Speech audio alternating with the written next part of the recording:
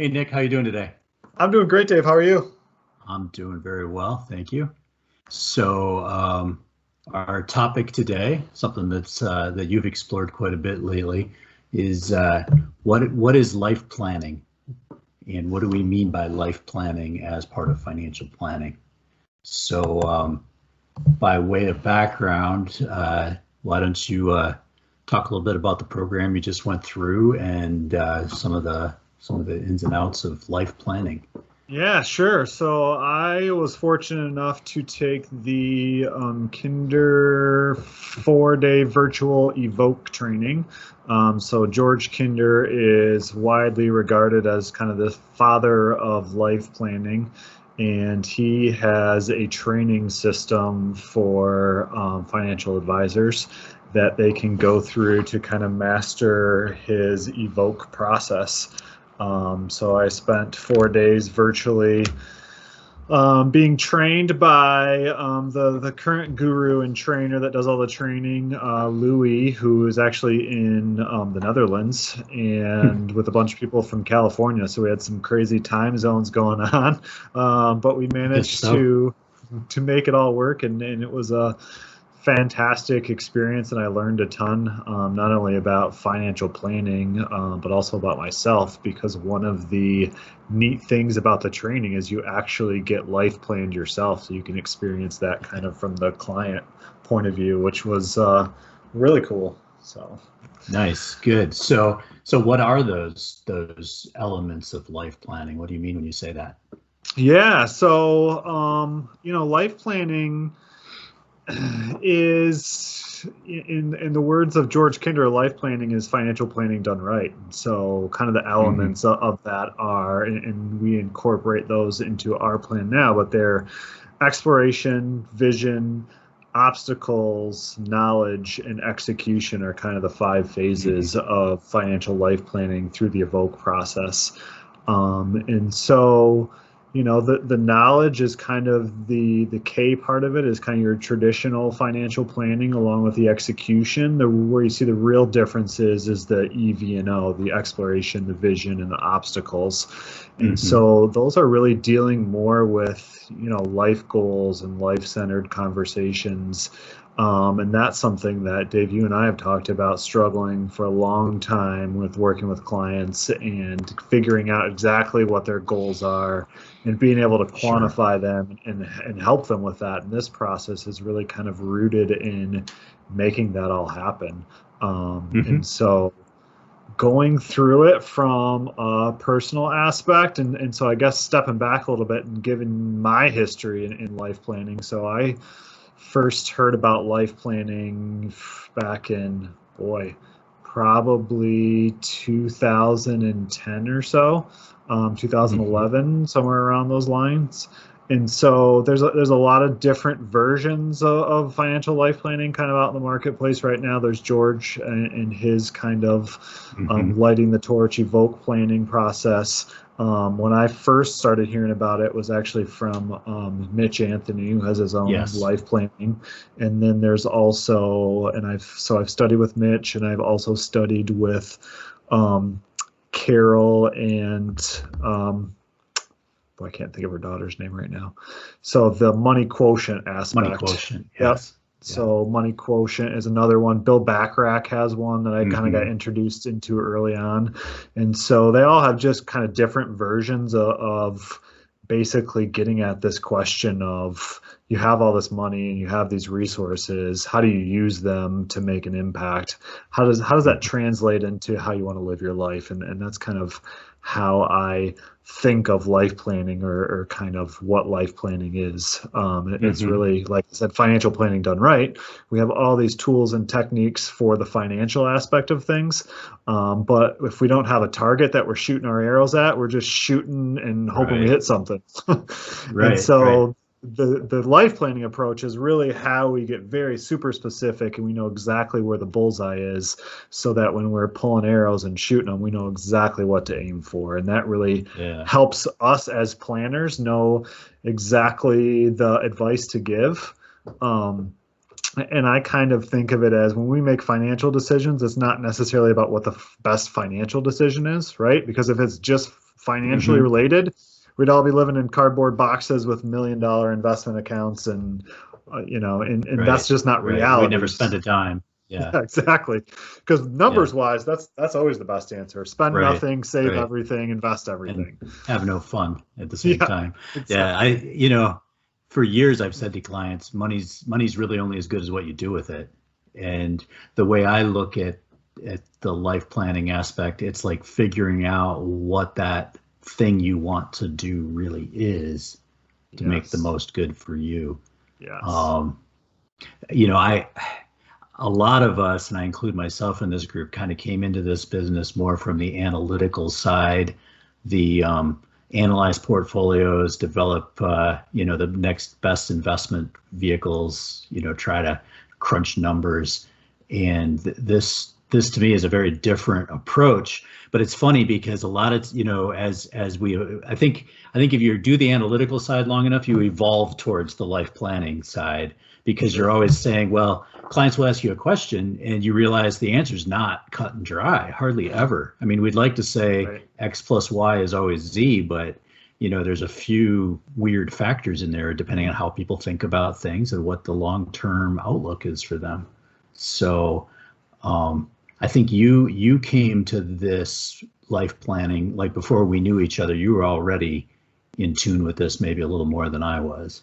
Yeah, so it's funny, kind of my background of getting into this, and I came from the analytical side as well. So when I went to school to study finance, it was purely because I liked numbers and math, and I was very analytical.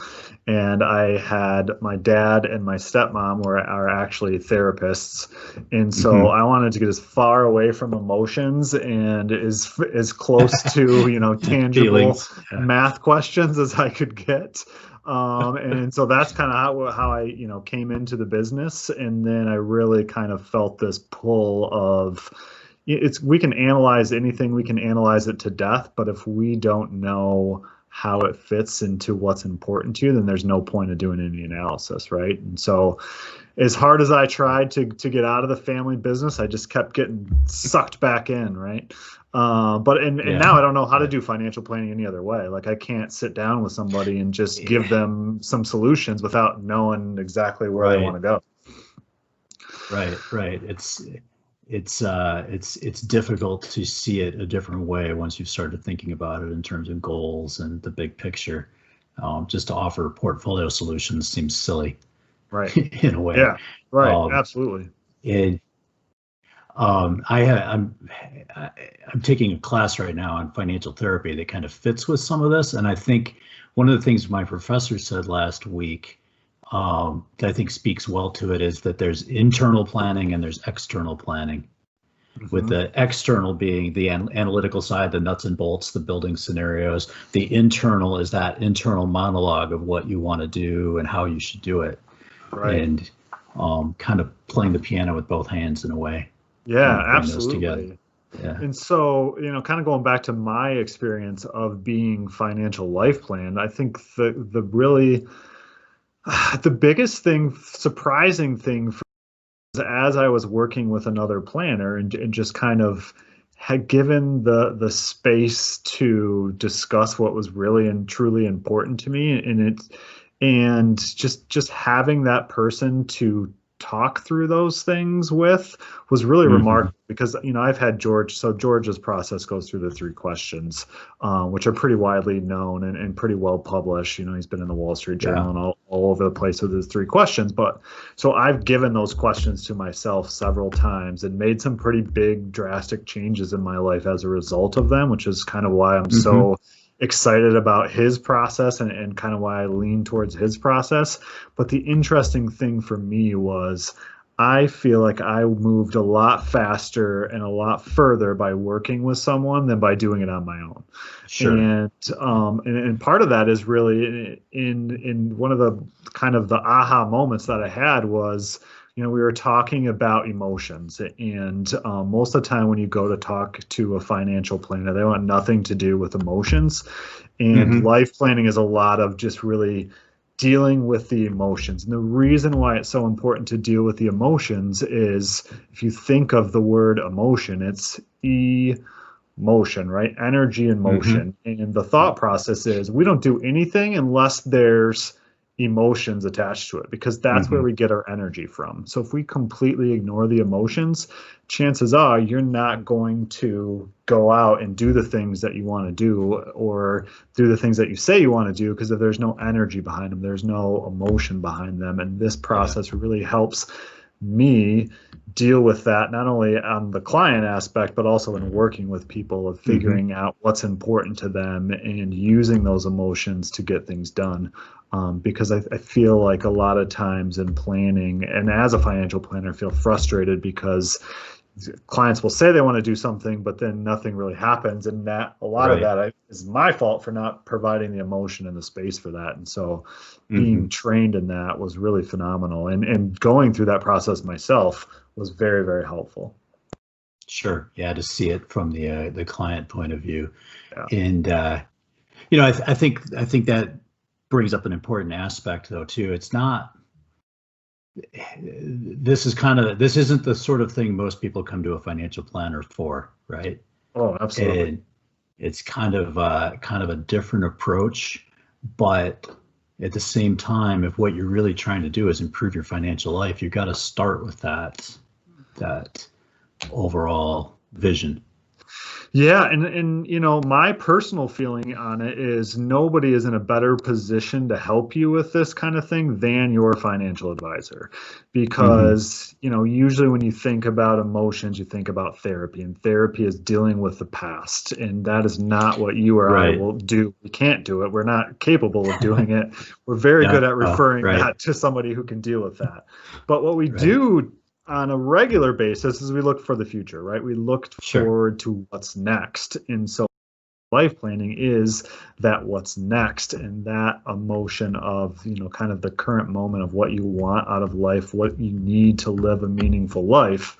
That really falls on us, because nobody else out there is able to have those conversations, but B, have the technical wherewithal to carry that through from, hey, I've got this great idea of what I want to do, but how do I do all the financial stuff, right? How do I do the investments, and how do I support this goal of what I want to do?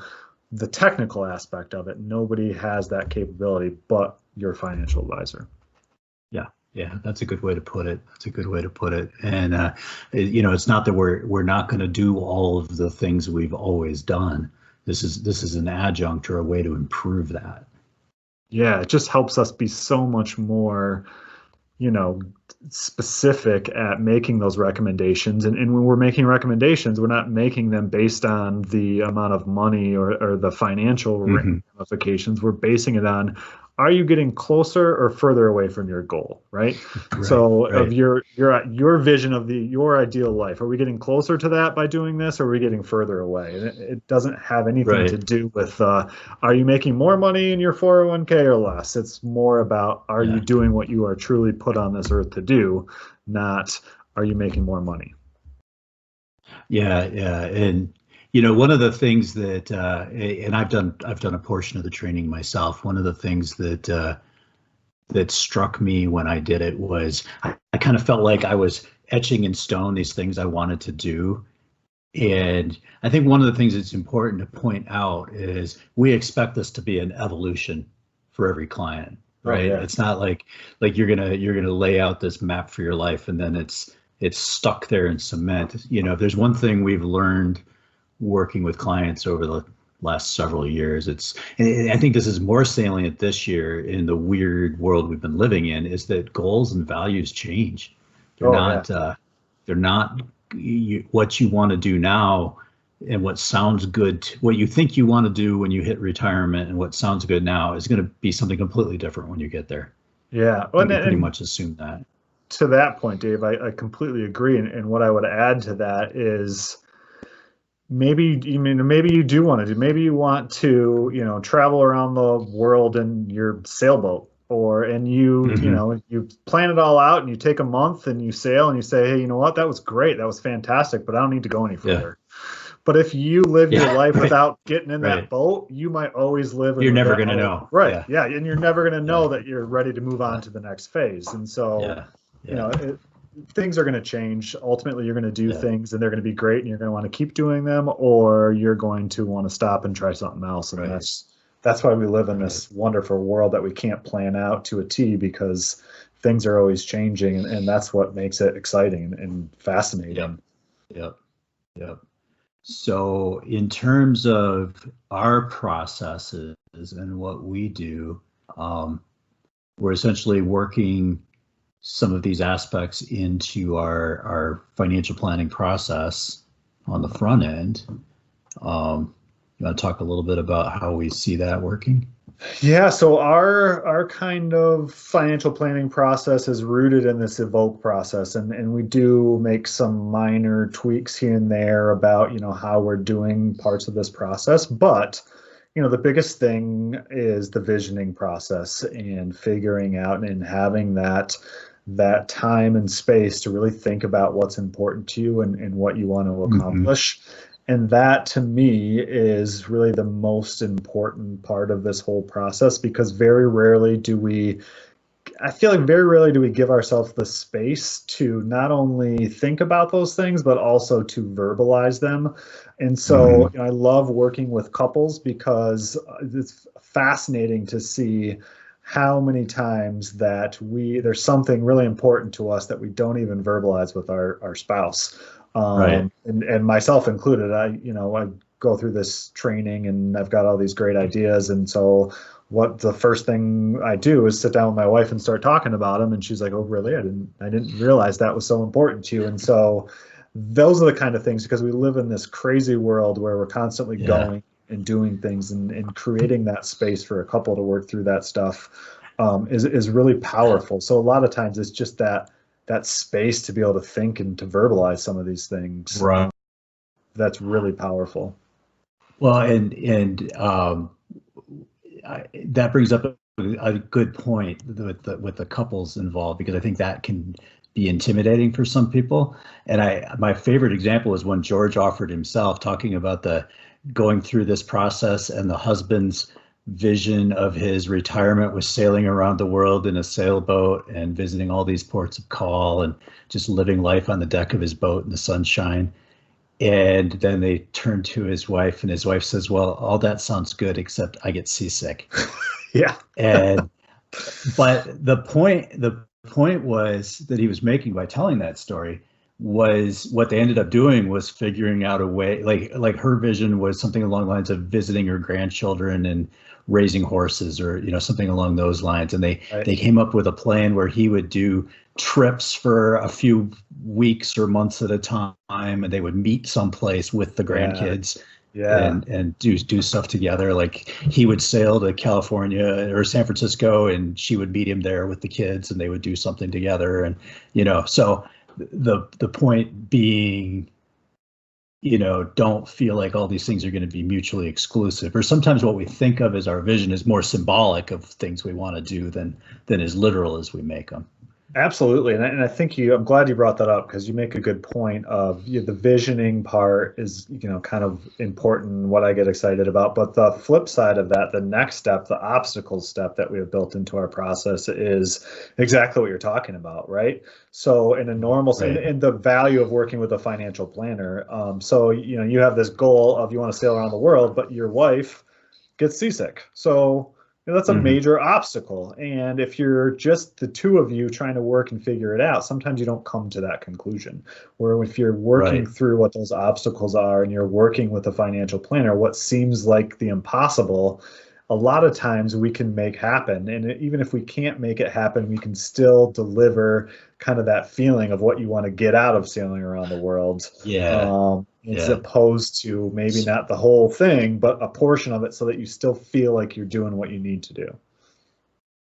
Right. And that was a major hang up for a lot of the planners discussing this as well. We're sitting here looking at someone's finances, and they're telling us they want to sail around the world, and that's just not in the cards with where they're at. Well, that is often going to be very true, but either it can be something you work towards down the road, or like you suggested, break it into bite-sized pieces. Could you take a week of your vacation time next year and rent a boat for, for that vacation, or take sailing lessons, or, do something that furthers you down the road towards that goal, even if it's not literally that big fulfillment that comes out of the discussions. And I think what I learned about working with another financial planner is that if we think about these things on our own and we think, this is a great idea, I'd really like to do this, how often do we just turn around and say, well, that's impossible, that's stupid, that's silly. But when you're working with someone and they're like, yeah, you know what, that is a great idea, and I think you can do it, and here's how we might do that. That is so